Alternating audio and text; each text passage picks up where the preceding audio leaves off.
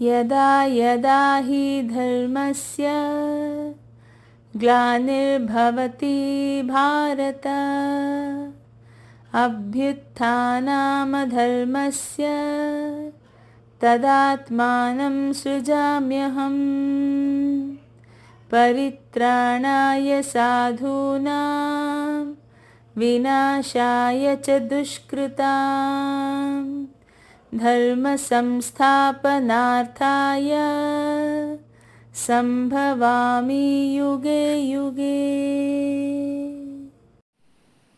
ನಮಸ್ಕಾರ ಗೆಳೆಯರೇ.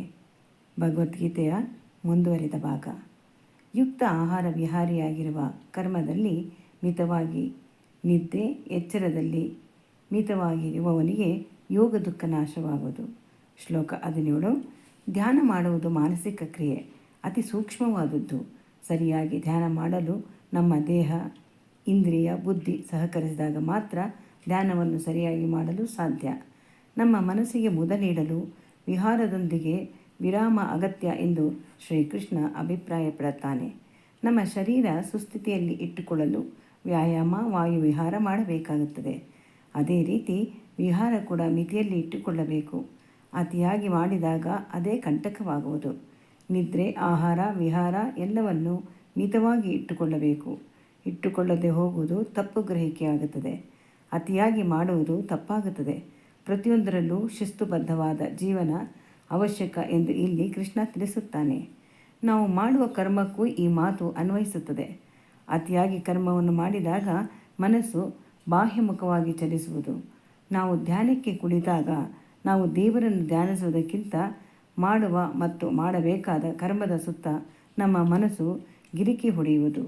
ಕರ್ಮವನ್ನು ಮಾಡದೆ ಹೋದಾಗಲೂ ಮನಸ್ಸು ಸೋಮಾರಿಗೀರಲು ಇಷ್ಟಪಡುತ್ತದೆ. ಒಬ್ಬ ತನ್ನ ಕಚೇರಿಗೆ ಯಾವುದೋ ಕಾರಣದಿಂದ ಒಟ್ಟಿಗೆ 1 ವಾರ ರಜೆಗೆ ತೆಗೆದುಕೊಂಡಾಗ ಮರುದಿನ ಕೆಲಸಕ್ಕೆ ಹೋಗಲು ಮನಸ್ಸಿಲ್ಲದ ಮನಸ್ಸಿನಿಂದ ಹೋಗುತ್ತಾನೆ. ನಂತರ ಮನಸ್ಸು ಸ್ಥಿಮಿತಕ್ಕೆ ಬಂದು ಎಂದಿನಂತೆ ಲವಲವಿಕೆಯಿಂದ ಇರುತ್ತಾನೆ. ನಮ್ಮ ಮನಸ್ಸನ್ನು ಶಿಸ್ತಿನ ಸಿಪಾಯಿಯಂತೆ ತಯಾರಿ ಮಾಡಿಕೊಳ್ಳಬೇಕು. ಸಮಯಕ್ಕೆ ಬೆಲೆ ಕೊಡುವವನಿಗೆ ಸುಲಭ ಸಾಧ್ಯ. ಧ್ಯಾನ ಯೋಗ ಅಜ್ಞಾನ ನಾಶವಾಗಿ ನಮ್ಮಲ್ಲಿರುವ ಉತ್ತಮ ಸಂಸ್ಕಾರ ಬೆಳಕಿಗೆ ಬರುವುದು. ಯಾವಾಗ ನಿಗ್ರಹಿಸಲ್ಪಟ್ಟ ಚಿತ್ತ ಆತ್ಮದಲ್ಲಿಯೇ ನಿಲ್ಲುವುದೋ ಆಗ ಸರ್ವಕಾಮದಲ್ಲಿ ಬಯಕೆ ಇಲ್ಲದವನಾಗಿ ಯೋಗಿ ಎನಿಸುವನು. ಶ್ಲೋಕ 18. ಪ್ರಪಂಚದ ಕಡೆ ಮನಸ್ಸು ಹರಿಯಬಾರದೆಂದರೆ ನಾವು ಧ್ಯಾನದಿಂದ ಭಗವಂತನ ಪಾದಪದ್ಮದಲ್ಲಿ ನಿಲ್ಲಿಸಬೇಕು. ಅದರಲ್ಲಿ ನಿರತವಾದಾಗ ಮನಸ್ಸಿನಲ್ಲಿ ಅಂಟಿಕೊಂಡಿದ್ದ ಮಸಿ ಸ್ವಚ್ಛವಾಗಿ ನಿರ್ಮಲವಾಗುತ್ತದೆ. ಧ್ಯಾನಾಗ್ನಿಯಲ್ಲಿ ಭಸ್ಮವಾಗಿ ಬಿಡುತ್ತದೆ. ಆಗ ಯಾವ ರೀತಿ ಬಯಕೆ ಬಾರದೆ ಆತ್ಮದಲ್ಲಿ ಮನಸ್ಸು ಗಟ್ಟಿಯಾಗಿ ನಿಲ್ಲುವುದು. ಗಾಳಿ ಬೀಸದ ಕಡೆ ಇರುವ ದೀಪ ಅಲಗಾಡುವುದಿಲ್ಲ. ಆತ್ಮದ ಯೋಗವನ್ನು ಮಾಡುತ್ತಿರುವ ಯೋಗಿ ನಿಗ್ರಹಿಸಿದ ಚಿತ್ತಕ್ಕೆ ಇದೊಂದು ಉಪಮಾನವೆನಿಸುವುದು. ಶ್ಲೋಕ 19. ಧ್ಯಾನ ಮಾಡುತ್ತಿರುವ ಯೋಗಿಗೆ ಒಂದು ಉರಿಯುತ್ತಿರುವ ದೀಪದ ಉದಾಹರಣೆಯನ್ನು ಇಲ್ಲಿ ಶ್ರೀಕೃಷ್ಣ ನೀಡುವನು. ಗಾಳಿ ಬೀಸದ ಕಡೆ ಅದರ ಕುಡಿ ಅಲಗಾಡದೆ ನಿಲ್ಲುವುದು. ಯೋಗಿ ಸಹ ಹಾಗೆ. ಲೌಕಿಕ ಬಯಕೆ ಬಾರದಂತೆ ಎಲ್ಲ ಇಂದ್ರಿಯಗಳ ಬಾಗಿಲನ್ನು ಮುಚ್ಚಿಕೊಂಡಿರುವನು. ಮನಸ್ಸನ್ನು ಅಂತರಂಗದ ಗುಹೆಯೊಳಗೆ ಸೇರಿಸಿಕೊಂಡಿರುವವನು. ನಾನು ನನ್ನವರು ಮೋಹ ಬಂಧನದಿಂದ ಬಿಡುಗಡೆ ಮಾಡಿಕೊಂಡು ಪರಮಾತ್ಮನ ಚಿಂತನೆಯಲ್ಲಿ ಮನಸ್ಸನ್ನು ಹರಿಸಿರುವನು. ಈ ಹಂತ ತಲುಪಿದ ಯೋಗಿ ವಿಷಯವಸ್ತು ತನ್ನ ಕಡೆಗೆ ಬರದಂತೆ ಮನಸ್ಸನ್ನು ಸಿದ್ಧ ಮಾಡಿಕೊಂಡಿರುವನು. ಯಾವಾಗ ಯೋಗಾಭ್ಯಾಸದಿಂದ ನಿರೋಧಿಸಲ್ಪಟ್ಟ ಚಿತ್ತ ಶಾಂತವಾಗುವುದೋ ಆಗ ಶುದ್ಧವಾದ ಮನಸ್ಸಿನಿಂದ ಆತ್ಮವನ್ನು ನೋಡುತ್ತಾ ಇವನು ತನ್ನಲ್ಲಿಯೇ ಸಂತೋಷಪಡುವನು ಮತ್ತು ಬುದ್ಧಿಗ್ರಾಹ್ಯವೂ ಇಂದ್ರಿಯ ಗ್ರಾಹ್ಯವೂ ಆದ ಯಾವುದರಲ್ಲಿ ಸುಖವಿದೆಯೋ ಅದನ್ನು ತಿಳಿತಾನೆಯೋ ಅದರಲ್ಲೇ ಇದ್ದುಕೊಂಡು ತತ್ವದಿಂದ ಚಲಿಸದೇ ಇರುವವನು. ಯಾವುದನ್ನು ಪಡೆದು ಬೇರೆ ಲಾಭವನ್ನು ಅದಕ್ಕಿಂತ ಮೇಲೆನಿಸುವುದಿಲ್ಲವೋ ಯಾವುದರಲ್ಲಿದ್ದುಕೊಂಡೇ ಮಹತ್ತದ ದುಃಖದಿಂದ ಚಲಿಸದೇ ಇರುವನು ದುಃಖ ಸಂಬಂಧವನ್ನು ದೂರ ಮಾಡುವ. ಇದನ್ನು ಯೋಗವೆಂದು ಅರಿಯಬೇಕು. ಅಂತಹ ಯೋಗವನ್ನು ನಿಶ್ಚಯವಾದ ಮತ್ತು ಉತ್ಸಾಹಪೂರಿತವಾದ ಮನಸ್ಸಿಂದ ಮಾಡಬೇಕು. ಶ್ಲೋಕ 20, 21, 22, 23. ಯೋಗದಿಂದ ಮನಸ್ಸನ್ನು ತಹಬದಿಗೆ ತರಲು ಸತತ ಅಭ್ಯಾಸ ಬೇಕು. ದಿನಕ್ರಮೇಣ ಅದು ನಮಗೆ ಉಗ್ಗಿಬಿಡುತ್ತದೆ. ಆಗ ದೇವರ ಕಡೆಗೆ ಹರಿಸುವುದು ಸುಲಭವಾಗುತ್ತದೆ. ಆರಂಭದಲ್ಲಿ ಹೋರಾಟವಾದರೂ ನಂತರ ನಾವು ಬಿಟ್ಟರೂ ಮನಸ್ಸು ಅದರತ್ತ ಸೆಳೆಯುವುದು. ಇದರಿಂದ ಶಾಂತಿ ಸಮಾಧಾನ ಸಿಕ್ಕುವುದು. ಆಗ ಯೋಗಿ ಶುದ್ಧವಾದ ಮನಸ್ಸಿನಿಂದ ಆತ್ಮದ ಕಡೆಗೆ ಗಮನ ಹರಿಸುತ್ತಾನೆ. ಭಗವಂತ ಎಲ್ಲರನ್ನೂ ಒಂದೇ ಸಮನಾಗಿ ನೋಡುತ್ತಾನೆ. ಆದರೆ ನಾವು ಅವನು ನಮಗೆ ಕಾಣದಂತೆ ಪರದೆ ಹಾಕಿಕೊಂಡು ಬಿಟ್ಟಿರುತ್ತೇವೆ. ಪರದೆ ಹಿಂದೆ ಇರುವುದು ಕಾಣುವುದಿಲ್ಲ. ಅದನ್ನು ಸರಿಸಿ ನೋಡುವ ಕುತೂಹಲ ನಮ್ಮ ಜ್ಞಾನಕ್ಕೆ ತಿಳಿಯುವುದಿಲ್ಲ. ಭಗವಂತ ತನ್ನ ಇರುವಿಕೆಯನ್ನು ತೋರಬೇಕಾದರೆ ನಮ್ಮ ಕರ್ಮ ಕರಗಬೇಕು. ಕರ್ಮ ಕರಗಬೇಕಾದರೆ ದೇವರು ಮೆಚ್ಚುವಂಥ ನಮ್ಮ ನಡೆ ನುಡಿ ಇರಬೇಕು. ಆಗ ತನ್ನ ಇರುವಿಕೆಯನ್ನು ತೋರಿಸುತ್ತಾನೆ. ಯೋಗಿಯಾದವನು ಆ ಹಂತ ತಲುಪಿಯಾಗಿರುವುದರಿಂದ ಪರಮಾತ್ಮನನ್ನು ಕಾಣುತ್ತಿದ್ದಾನೆ. ಅದನ್ನು ಕಂಡ ಯೋಗಿ ಆನಂದದಿಂದ ಅದರ ಕಡೆಯೇ ನೋಡುತ್ತಿದ್ದಾನೆ. ಪರಮಾತ್ಮನು ತನ್ನ ಭಕ್ತನ ಕಡೆ ಮಧುರವಾದ ನೋಟವನ್ನು ಬೀರುತ್ತಿದ್ದಾನೆ. ಮಿತಿ ಮೀರಿದ ಆನಂದ ಅದನ್ನು ಬಣ್ಣಿಸಲು ಸಾಧ್ಯವಾಗುವುದಿಲ್ಲ. ನಾವು ಇಷ್ಟಪಟ್ಟು ಒಂದು ತಿಂಡಿಯನ್ನು ತಿನ್ನುತ್ತೇವೆ, ಆದರೆ ಅದಕ್ಕೊಂದು ಮಿತಿ ಇದೆ. ಹೊಟ್ಟೆ ತುಂಬಿದ ಮೇಲೆ ತಿನ್ನುವುದರಲ್ಲಿ ಆನಂದ ಹೊರಟು ಹೋಗುತ್ತದೆ. ಆದರೆ ದೇವರ ವಿಷಯದಲ್ಲಿ ತುಂಬಲಾರದ ಬಯಕೆ, ಈ ಆನಂದವನ್ನು ಪ್ರಾಪಂಚಿಕ ವಸ್ತುವಿನಲ್ಲಿ ದೊರಕಲು ಸಾಧ್ಯವಿಲ್ಲ ಎನ್ನುವ ಸತ್ಯ ಮನಸ್ಸಿನಲ್ಲಿ ಸ್ಥಿರವಾಗಿ ಬಿಟ್ಟಿದೆ. ಆದ್ದರಿಂದ ಅವನಿಗೆ ಆ ಆನಂದವನ್ನು ಬಿಟ್ಟು ಬರಲು ಇಷ್ಟವಾಗುವುದಿಲ್ಲ. ಸಾತ್ವಿಕ ಶುದ್ಧ ಬುದ್ಧಿಗೆ ಮಾತ್ರ ನಿಲುಕುವಂತಹದ್ದು. ಈ ಬುದ್ಧಿ ಸ್ಥೂಲವಾದುದನ್ನು ಮಾತ್ರ ಗ್ರಹಿಸಬಲ್ಲದು. ನಮ್ಮ ಇಂದ್ರಿಯಗಳಿಂದ ಜಗತ್ತಿನ ಆನಂದವನ್ನು ಪಡೆಯುವುದು ಇದರ ಮುಂದೆ ಏನೂ ಇಲ್ಲವೆಂದು ಅಂದುಕೊಳ್ಳುತ್ತಾನೆ. ಅಲ್ಲದೆ ಶಾಶ್ವತವಾದ ಆನಂದ ಅಲ್ಲ. ಭಗವಂತನನ್ನು ನೋಡಿದ ಮೇಲೆ ಸಿಗುವ ಆನಂದ ಎಂದಿಗೂ ತೃಪ್ತಿ ಉಂಟಾಗುವುದಿಲ್ಲ. ಅದನ್ನು ಬೇರೆಯವರಿಗೆ ಹಂಚಿಕೊಳ್ಳಲು ಸಾಧ್ಯವಾಗದು. ಸತ್ಯವಾದುದು. ಯಾರಿಗೆ ಪರಮಾತ್ಮನನ್ನು ಕಾಣಲು ಬಯಸುತ್ತಾರೋ, ಯಾರು ಅವನ ಸಾನ್ನಿಧ್ಯವನ್ನು ಬಯಸುತ್ತಾರೋ ಅವರು ಧ್ಯಾನದ ಅಭ್ಯಾಸ ಮಾಡಬೇಕು. ಮನಸ್ಸನ್ನು ಶುದ್ಧಿ ಮಾಡಿಕೊಂಡಾಗ ಮಾತ್ರ ಭಗವಂತನ ಸಾನ್ನಿಧ್ಯ ಲಭ್ಯವಾಗುವುದು. ಪರಮಾತ್ಮನ ಸಾನ್ನಿಧ್ಯ ದೊರೆತ ಮೇಲೆ ದ್ವಂದ್ವದ ಅನುಭವ ದೂರವಾಗುವುದು. ಯಾವ ಕೆಟ್ಟ ಅನುಭವವಾಗಿ ಮನಸ್ಸು ವಿಚಲಿತಗೊಳ್ಳುವುದಿಲ್ಲ. ಭಗವಂತ ಸಿಕ್ಕ ಮೇಲೆ ಅವನಿಗೆ ಯಾವ ಯೋಚನೆಯೂ ಇಲ್ಲ.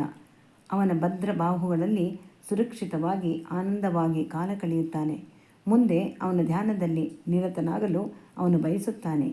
ಇಂದ್ರಿಯ ಪ್ರಪಂಚದಲ್ಲಿ ದೂರವಾಗಿ ಅವನ ಕೇಂದ್ರ ಸ್ಥಳ ಭಗವಂತನ ಸಾನ್ನಿಧ್ಯ. ಅವನ ದೃಷ್ಟಿಕೋನ ಬದಲಾಗುವುದು. ದುಃಖ ದುಮ್ಮಾನಗಳನ್ನು ಮರೆಯಾಗಿ ಆನಂದದಲ್ಲಿ ಇರುವವನು. ಭಗವಂತನ ಕೃಪೆ ನಿತ್ಯವೂ ಅವನನ್ನು ರಕ್ಷಿಸುವುದೆಂಬ ನಂಬಿಕೆ ಇದೆ. ದೇವರ ಬಗ್ಗೆ ಯಾವ ರೀತಿ ಸಂಶಯವೂ ಇಲ್ಲ. ಅವನು ಅವಸ್ಥೆಯನ್ನು ಮೀರಿರುವವನು. ಸರ್ವ ಪ್ರಯತ್ನದಿಂದ ಭಗವಂತನ ಸಾಕ್ಷಾತ್ಕಾರಕ್ಕಾಗಿ ಮಾತ್ರ ಅವನ ಮನಸ್ಸು ಹಂಬಲಿಸುವನು. ಗಾಳಿ ಬೀಸದ ಕಡೆ ಇರುವ ದೀಪ ಅಲಗಾಡುವುದಿಲ್ಲ.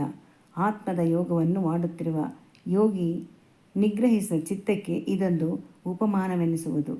ಶ್ಲೋಕ 19. ಧ್ಯಾನ ಮಾಡುತ್ತಿರುವ ಯೋಗಿಗೆ ಒಂದು ಉರಿಯುತ್ತಿರುವ ದೀಪದ ಉದಾಹರಣೆಯನ್ನು ಇಲ್ಲಿ ಶ್ರೀಕೃಷ್ಣ ನೀಡುವನು. ಗಾಳಿ ಬೀಸದ ಕಡೆ ಅದರ ಕುಡಿ ಅಲುಗಾಡದೆ ನಿಲ್ಲುವುದು. ಯೋಗಿ ಸಹ ಹಾಗೆ. ಲೌಕಿಕ ಬಯಕೆ ಬಾರದಂತೆ ಎಲ್ಲ ಇಂದ್ರಿಯಗಳ ಬಾಗಿಲನ್ನು ಮುಚ್ಚಿಕೊಂಡಿರುವನು. ಮನಸ್ಸನ್ನು ಅಂತರಂಗದ ಗುಹೆಯೊಳಗೆ ಸೇರಿಸಿಕೊಂಡಿರುವವನು. ನಾನು ನನ್ನವರು ಮೋಹ ಬಂಧನದಿಂದ ಬಿಡುಗಡೆ ಮಾಡಿಕೊಂಡು ಪರಮಾತ್ಮನ ಚಿಂತನೆಯಲ್ಲಿ ಮನಸ್ಸನ್ನು ಹರಿಸಿರುವನು. ಈ ಹಂತ ತಲುಪಿದ ಯೋಗಿ ವಿಷಯವಸ್ತು ತನ್ನ ಕಡೆಗೆ ಬರದಂತೆ ಮನಸ್ಸನ್ನು ಸಿದ್ಧ ಮಾಡಿಕೊಂಡಿರುವನು. ಯಾವಾಗ ಯೋಗಾಭ್ಯಾಸದಿಂದ ನಿರೋಧಿಸಲ್ಪಟ್ಟ ಚಿತ್ತ ಶಾಂತವಾಗುವುದೋ ಆಗ ಶುದ್ಧವಾದ ಮನಸ್ಸಿನಿಂದ ಆತ್ಮವನ್ನು ನೋಡುತ್ತಾ ಇವನು ತನ್ನಲ್ಲಿಯೇ ಸಂತೋಷ ಪಡುವನು ಮತ್ತು ಬುದ್ಧಿಗ್ರಾಹ್ಯವೂ ಇಂದ್ರಿಯ ಗ್ರಾಹ್ಯವೂ ಆದ ಯಾವ ಸುಖವಿದೆಯೋ ಅದನ್ನು ತಿಳಿಯುತ್ತಾನೆ. ದೇಹವೇ ನಾನು ಎಂದು ಭಾವಿಸಿ ವೇದನೆಯನ್ನು ಅನುಭವಿಸುತ್ತೇವೆ. ಪರಮಾತ್ಮ ನಿತ್ಯ ಸತ್ಯ ಎಂದು ಭಾವಿಸುವುದಕ್ಕಿಂತ ಆ ಸಮಯಕ್ಕೆ ಕಾಣುವುದು ಸತ್ಯ ಎಂದು ಅಂದುಕೊಳ್ಳುತ್ತೇವೆ. ಆದರೆ ಯೋಗಿ ಅಂದುಕೊಳ್ಳುವುದು ಬೇರೆ. ಪರಮಾತ್ಮ ಅನಾದಿ, ಮುಂದೆಯೂ ಇರುತ್ತಾನೆ, ಈಗಲೂ ಇದ್ದಾನೆ. ಹಿಂದೆ ಇದ್ದವನು ಅವನೇ. ಅವನನ್ನು ನಾನು ಭದ್ರವಾಗಿ ಹಿಡಿದುಕೊಂಡರೆ ಎಂದಿಗೂ ನನ್ನ ಬಿಟ್ಟು ದೂರ ಹೋಗುವುದಿಲ್ಲ ಎಂದು ಅರ್ಥ ಮಾಡಿಕೊಂಡಿದ್ದಾನೆ. ಇದರಿಂದ ಇಂದ್ರಿಯ ಜಗತ್ತನ್ನು ಬಿಟ್ಟು ದೇವರ ಸಾನ್ನಿಧ್ಯದಲ್ಲಿ ಕಳೆಯಲು ಧ್ಯಾನವನ್ನು ಅವಲಂಬಿಸಿರುತ್ತಾನೆ. ಅಲ್ಲಿ ಸಿಗುವ ಆನಂದ ಮತ್ತೆಲ್ಲೂ ಸಿಗುವುದಿಲ್ಲ ಎಂದು ಅವನ ಮನಸ್ಸು ಅವನಲ್ಲೇ ನಿರತನಾಗಿರುತ್ತಾನೆ. ಅವನಿಗೆ ಈಗ ದೇವರ ವಿಷಯದಲ್ಲಿ ಯಾವ ರೀತಿ ಸಂಶಯವೂ ಇಲ್ಲ. ಇಲ್ಲಿ ಯೋಗಿಗೆ ತನ್ನ ಗುರಿ ಮುಟ್ಟುವುದು ಬೇಕಾಗಿದೆ. ನಮ್ಮಲ್ಲಿ ಆಸೆಗಳನ್ನು ಹುಟ್ಟುಹಾಕಿ ಅದನ್ನು ಚಿಗುರುವಂತೆ ಮಾಡುವುದು ತಪ್ಪಾಗುತ್ತದೆ. ಅದರ ಸುಳಿವು ಸಿಕ್ಕಿದ ಕೂಡಲೇ ಮನಸ್ಸಿನಿಂದ ಬೇರು ಸಹಿತ ಕಿತ್ತು ಹಾಕಬೇಕು. ಅದನ್ನು ಹಾಗೆ ಬಿಟ್ಟರೆ ದೊಡ್ಡ ಮರವಾಗಿ ಬೆಳೆಯುತ್ತದೆ. ಆಗ ಅದನ್ನು ಸುಲಭವಾಗಿ ಕಿತ್ತಲು ಸಾಧ್ಯವಾಗುವುದಿಲ್ಲ. ಕೆಟ್ಟ ಕಾಮ, ಒಳ್ಳೆಯ ಕಾಮನೆ ಯಾವುದೇ ಆಗಲಿ ಅದು ನಮ್ಮನ್ನು ಪ್ರಪಂಚಕ್ಕೆ ಕಟ್ಟಿಹಾಕುವುದು. ಸಂಪೂರ್ಣವಾಗಿ ನಾವು ತ್ಯಜಿಸಬೇಕು ಎಂದು ಇಲ್ಲಿ ಕೃಷ್ಣ ತಿಳಿಸುತ್ತಾನೆ. ಒಂದು ಸಣ್ಣ ಕಿಡಿ ದೊಡ್ಡದಾಗಿ ಹತ್ತಿ ಉರಿದು ಜೀವನವನ್ನು ನಾಶ ಮಾಡಬಲ್ಲದು. ನಿತ್ಯ ಜೀವನದಲ್ಲಿ ಬಹಳ ಎಚ್ಚರದಿಂದ ಇರಬೇಕು ಎಂದು ಹೇಳುತ್ತಾನೆ. ಇಂದ್ರಿಯಗಳು ನಾನಾ ಕಡೆ ವಿಷಯವನ್ನು ಮೇಯಲು ಹೋಗುತ್ತದೆ. ಯೋಗಿ ಇದಕ್ಕೆ ಅವಕಾಶ ಮಾಡಿಕೊಡಬಾರದು. ಅತ್ತ ಹೋಗದಂತೆ ಮಾಡಲು ಅದನ್ನು ಭಗವಂತನ ಕಡೆಗೆ ಎಳೆದು ತರಬೇಕು. ಭಗವದ್ಗೀತೆಯ ಮುಂದಿನ ಭಾಗ ಮುಂದಿನ ದಿನಗಳಲ್ಲಿ. ನಮಸ್ಕಾರ ಗೆಳೆಯರೆ. ಭಗವದ್ಗೀತೆಯ ಮುಂದಿನ ಭಾಗ ಮುಂದಿನ ದಿನಗಳಲ್ಲಿ.